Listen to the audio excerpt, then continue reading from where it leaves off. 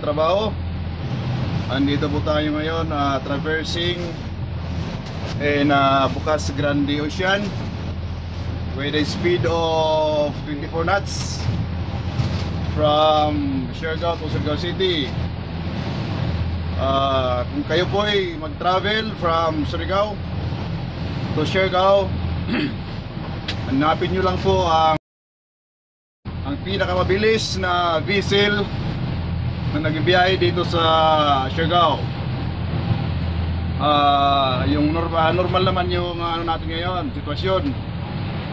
Southwest monsoon po yung hangin o yung tinatawag natin na habagat. At ito ay hindi naman malon. Yung amihan, yung malon November to December. Yan, malon yan na panahon. Okay, thank you mga katrabaho.